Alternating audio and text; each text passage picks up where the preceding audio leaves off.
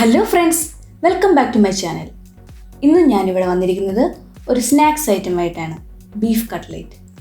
അപ്പം നമുക്ക് എങ്ങനെയാണ് ബീഫ് കട്ട്ലേറ്റ് ഉണ്ടാക്കുന്നത് നോക്കാം. ഞാനിവിടെ യൂസ് ചെയ്യുന്നത് ബീഫ് കറിയിൽ നിന്ന് എടുത്ത പീസസ് ക്രഷ് ചെയ്തിട്ട് അത് യൂസ് ചെയ്താണ് ഞാനിത് ഉണ്ടാക്കാൻ പോകുന്നത്. അല്ലാണ്ട് സെപ്പറേറ്റ് ഉണ്ടാക്കുന്നതല്ല. ബീഫ് കറിയിൽ നിന്നും എടുത്ത പീസസാണ് ഇത് ഞാൻ ക്രഷ് ചെയ്തെടുത്തേക്കുന്നത്. അതൊരു 2 കപ്പുണ്ട്. പിന്നെ നമുക്ക് വേണ്ടത് ഒരു 3 പൊട്ടറ്റോ ബോയിൽ ചെയ്തെടുത്തിട്ടുണ്ട്. പിന്നെ വേണ്ടത് 2 സവോള നല്ലപോലെ കൊത്തി അരിഞ്ഞത്, പിന്നെ ഒരു ചെറിയ കഷ്ണം ഇഞ്ചിയും ഒരു പച്ചമുളകും അരിഞ്ഞത് ചെറുതായിട്ട് അരിയണം. പിന്നെ നമുക്ക് വേണ്ടത് ഇത് മുക്കിയെടുക്കാൻ വേണ്ടിയത് മൈദ വെള്ളത്തിൽ നമ്മൾ അലർപ്പിച്ചെടുത്തത്, പിന്നെ റൊട്ടിയുടെ പൊടി നമ്മൾ മിക്സിക്കകത്തിട്ട് അടിച്ചെടുത്തതാണ്. ഞാൻ ഇവിടെ ബ്രൗൺ ബ്രെഡാണ് യൂസ് ചെയ്തിരിക്കുന്നത്.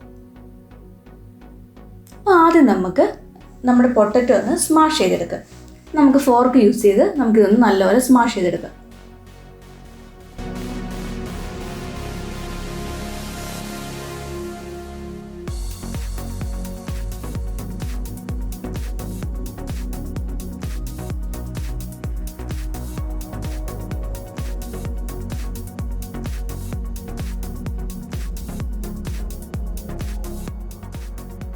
ഇനി നമുക്കൊരു പാൻ ചൂടാക്കിയിട്ട് അതിലേക്ക് കുറച്ച് എണ്ണ ഒഴിച്ചു കൊടുക്കാം. ഇനി അതിലേക്ക് നമുക്ക് കുറച്ച് ജീരകം ഇട്ട് കൊടുക്കാം. അത് നല്ലപോലെ ചൂടായി കഴിയുമ്പോൾ നമ്മൾ അരിഞ്ഞു വെച്ചിരിക്കുന്ന സവോളയും ഇഞ്ചിയും പച്ചമുളകും കൂടി ഇട്ട് വഴറ്റിയെടുക്കും നല്ലപോലെ.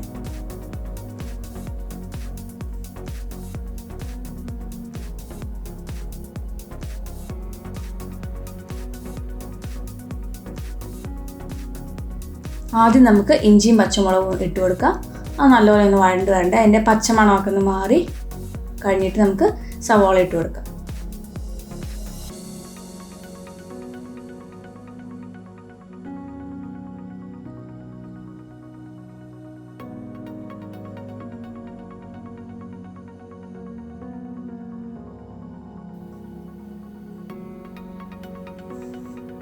അതിൻ്റെ പച്ചമണമൊക്കെ മാറിയിട്ടുണ്ട്. നമുക്ക് ഇനി അതിലേക്ക് നമ്മുടെ സവോള ഇട്ട് കൊടുക്കാം. ഇത് ഞാൻ ചോപ്പർ യൂസ് ചെയ്താണ് ചോപ്പ് ചെയ്തെടുത്തേക്കുന്നത്. അല്ലെങ്കിൽ നല്ലപോലെ കൊത്തി അരിഞ്ഞെടുത്താലും മതി. നല്ലപോലെ ഒന്ന് വഴറ്റിയെടുക്കാം നമുക്ക്. ഇതെല്ലാവർക്കും വീട്ടിൽ ട്രൈ ചെയ്യാൻ പറ്റുന്ന കാര്യമാണ്. കാരണം നമുക്കൊരു കറി ഉണ്ടെങ്കിൽ നമുക്കതിൽ നിന്ന് തന്നെ അങ്ങ് എടുത്തിട്ട് നമുക്ക് കട്ട്ലേറ്റ് ആക്കിയാൽ മതി. അപ്പം നല്ല എളുപ്പമാണിത് ഉണ്ടാക്കാൻ. ഇത് നല്ലപോലെ വഴണ്ട് വന്നിട്ടുണ്ട്.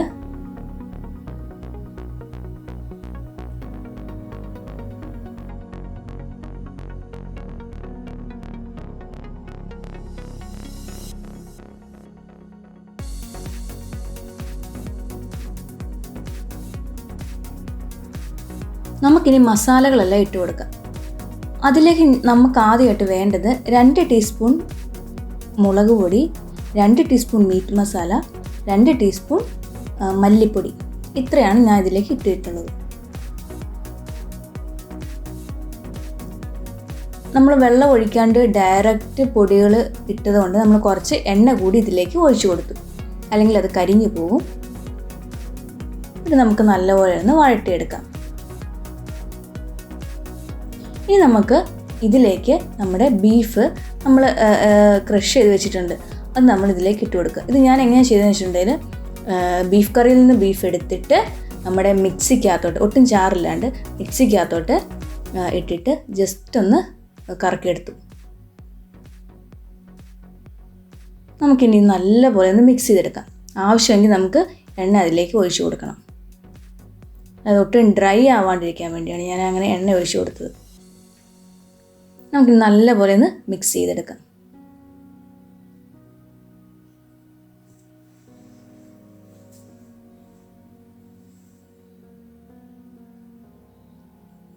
നമുക്ക് ആവശ്യത്തിന് ഉപ്പ് ഈ സമയത്ത് ഇട്ട് കൊടുക്കണം. എന്നിട്ട് നമുക്ക് നല്ലപോലെ ഒന്നും കൂടെ മിക്സ് ചെയ്യണം. ഇനി നമുക്ക് എന്താണെന്ന് വെച്ചിട്ടുണ്ടെങ്കിൽ നമ്മൾ സ്മാഷ് ചെയ്ത് വെച്ചിരിക്കുന്ന പൊട്ടറ്റോ ഇതിലേക്ക് ആഡ് ചെയ്ത് കൊടുക്കണം. ഇനി അത് നല്ലപോലെ ഇളക്കി എല്ലാം ഒന്ന് യോജിപ്പിച്ചെടുക്കണം.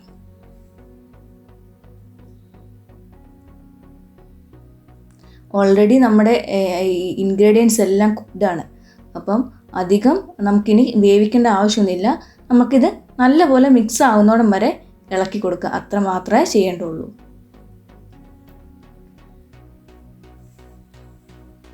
നല്ലപോലെ സ്മാഷ് ചെയ്തെടുക്കണം.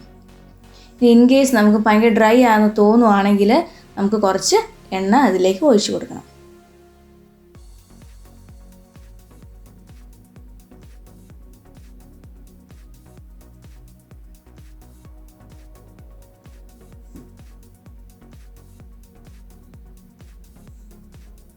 ഇപ്പം ഓൾമോസ്റ്റ് എല്ലാം നല്ലപോലെ മിക്സ് ആയിട്ടുണ്ട്. ഇനി നമ്മൾ അത് അടുപ്പത്തുനിന്ന് വാങ്ങിയിട്ട് ചൂടാറാൻ വെച്ചു. അത് കഴിഞ്ഞിട്ട് ചൂടാറിക്കഴിയുമ്പോൾ നമ്മൾ നമ്മുടെ കൈ കൊണ്ട് ഇതിനെ നല്ലപോലെ ഒന്ന് കുഴച്ചെടുക്കണം. ചൂടാറിയിട്ട് വേണം കേട്ടോ ഇത് ചെയ്യാൻ. ഇപ്പം പൊട്ടറ്റോയുടെ പീസൊക്കെ വലുതായിട്ട് കിടപ്പുണ്ടെങ്കിൽ നമ്മളത് കൈ കൊണ്ട് തന്നെ നല്ലപോലെ സ്മാഷ് ചെയ്തെടുക്കുക. നമ്മളിനി എന്താ ചെയ്യണമെന്ന് വെച്ചിട്ടുണ്ടെങ്കിൽ നമ്മളിതിങ്ങനെ കുഴച്ച് നല്ലപോലെ നമ്മുടെ കയ്യിൽ ഉരുളയാക്കാൻ പറ്റുന്ന പോലെ നമുക്ക് നോക്കും. നമുക്ക് ഇപ്പം ഞാൻ കാണിച്ചപ്പം നല്ലപോലെ നമുക്ക് പിടിക്കാൻ കിട്ടുന്നില്ല. അപ്പോൾ എന്താ ചെയ്യണമെന്ന് വെച്ചിട്ടുണ്ടെങ്കിൽ നമ്മൾ റൊട്ടിയുടെ പൊടി നമ്മൾ പൊടിച്ചെടുത്ത് വെച്ചിട്ടുണ്ട്. അപ്പോൾ അതിൽ നിന്ന് കുറച്ച് ഇങ്ങോട്ടേക്ക് ഇട്ട് കൊടുക്കാം. നമ്മുടെ പർപ്പസ് എന്താണെന്ന് വെച്ചിട്ടുണ്ടെങ്കിൽ നമുക്ക് നല്ലപോലെ കയ്യിൽ പിടിച്ച് നല്ല ഷേപ്പിന് നമുക്കത് ചെയ്തെടുക്കാൻ പറ്റണം. അതിൻ്റെ ഒരു പരുവത്തിന് നമ്മൾ അത് കുഴച്ചെടുക്കണം. അപ്പോൾ നമുക്ക് ആവശ്യത്തിന് റൊട്ടിപ്പൊടിയും കൂടെ ഇതിലേക്ക് ഇട്ട് കൊടുത്ത് നമുക്ക് അല്ലെങ്കിൽ ചില സമയത്ത് കട്ട്ലേറ്റൊക്കെ നമ്മൾ എണ്ണയിലൊക്കെ ഇട്ട് കഴിയുമ്പം അതെല്ലാം കൂടെ അങ്ങ് പൊട്ടിപ്പോരും.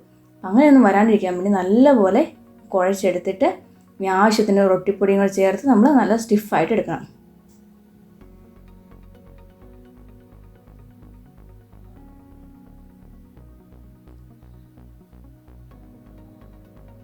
ഇപ്പോൾ കണ്ടോ, ഓൾമോസ്റ്റ് നല്ലപോലെ സ്റ്റിഫായിട്ടുണ്ട്.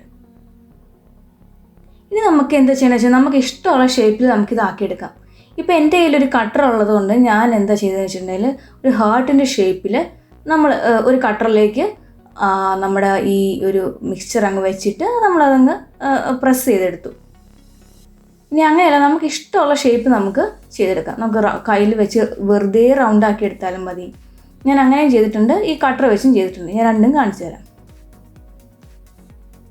ഇനി വേണം നമുക്ക് സ്പൂണിൽ വെച്ച് നമ്മുടെ സ്പൂണിൻ്റെ സൈഡിൽ വെച്ച് സ്പൂണിൻ്റെ അകത്തേക്ക് ഈ മിക്സ്ചർ വെച്ചിട്ട് നമ്മളൊന്ന് പരത്തി വെച്ചിട്ട് നമ്മളൊന്ന് കയ്യിലേക്ക് തട്ടിയാൽ മതി. നമുക്ക് സ്പൂണിൻ്റെ ഒരു ഓവൽ ഷേപ്പ് കിട്ടും. നമുക്ക് ഇഷ്ടമുള്ള ഷേപ്പ് നമുക്ക് ചെയ്തെടുക്കാൻ പറ്റും. ഞാനിപ്പോൾ ഇവിടെ ഹാർട്ടിൻ്റെ ഷേപ്പാണ് ചെയ്തേക്കുന്നത്. ഇനി സ്പൂണിൽ വെച്ച് വേണം നമുക്ക് ചെയ്യാം. സ്പൂണിൻ്റെ ആ ഒരു മുൻഭാഗത്ത് നമ്മളതങ്ങ് വെച്ചിട്ട് നമ്മൾ പ്രസ് ചെയ്ത് കൊടുത്താൽ മതി.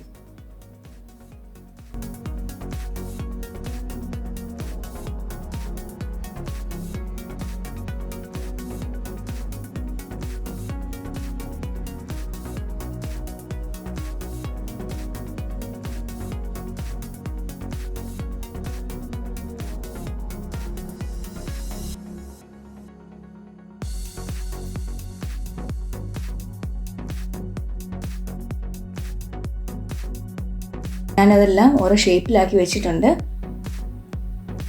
ഇനി നമുക്ക് എന്താ ചെയ്യേണ്ടതെന്ന് വെച്ചിട്ടുണ്ടെങ്കിൽ ആദ്യം നമ്മൾ ഈ മാവിൽ നമ്മൾ ഒന്ന് മുക്കിയെടുത്തിട്ട് അത് റൊട്ടിപ്പൊടിയിൽ നമ്മളൊന്ന് പൊതിഞ്ഞെടുക്കും.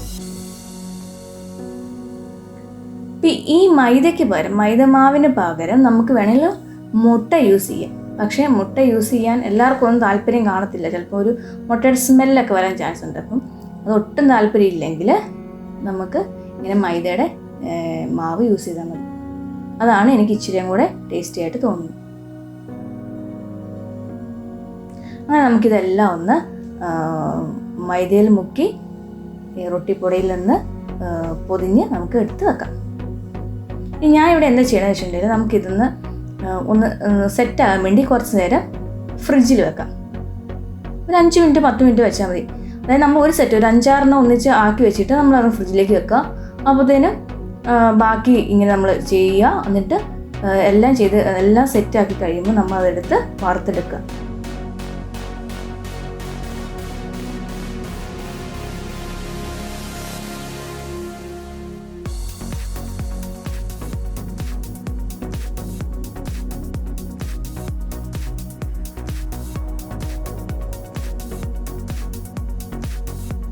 നമുക്ക് വറുക്കാൻ വേണ്ടി നമ്മുടെ എണ്ണ ഞാൻ ചൂടാക്കിയിട്ടുണ്ട്. അതിലേക്ക് നമ്മൾ ഓരോന്ന് ഇട്ട് കൊടുക്കുക. അധികം മുങ്ങിക്കിടക്കണ പോലത്തെ എണ്ണ വേണ്ട, ഒരു ഹാഫ് പോർഷൻ മുങ്ങിയാൽ മതി. ആദ്യം ഒരു ഹൈ ഫ്ലെയിമിലിടുക, എന്നിട്ടൊരു കുറച്ച് കഴിയുമ്പോൾ നമ്മളൊന്ന് ലോ ഫ്ലെയിമിലേക്ക് മാറ്റുക. അധികം ലോ ഫ്ലെയിമിൽ എപ്പോഴും ഇട്ടിട്ടുണ്ട് എന്താ സംഭവിക്കുന്നത് വെച്ചിട്ടുണ്ടെങ്കിൽ അത് അതിൽ കിടന്ന് എണ്ണ കുടിക്കും. അപ്പം അങ്ങനെ പറ്റാണ്ടിരിക്കാൻ നമ്മൾ ഈ ഫ്ലെയിം ഒന്ന് അഡ്ജസ്റ്റ് ചെയ്യണം ഇടയ്ക്കിടയ്ക്ക്. അധികം കരിഞ്ഞ് പോവുകയും ചെയ്യരുത്. ഇങ്ങനെ നമുക്ക് നല്ലൊരു ബ്രൗൺ കളർ ആവുന്നോടം വരെ നമുക്ക് പൊരിച്ചെടുക്കാം. ഇപ്പം നമ്മുടെ കട്ട്ലറ്റ് നല്ലപോലെ മുരിഞ്ഞ് വന്നിട്ടുണ്ട്. നമുക്കത് കോരിയെടുക്കാം.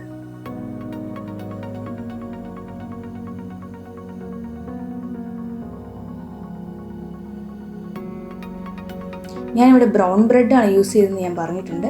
അപ്പോൾ ബ്രൗൺ ബ്രെഡ് ആണെങ്കിൽ നമുക്ക് നല്ലൊരു കളറും കൂടെ കിട്ടും.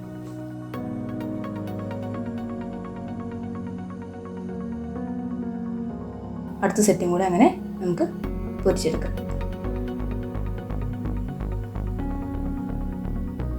അങ്ങനെ നമ്മുടെ കട്ട്ലറ്റ് റെഡി ആയിട്ടുണ്ട്.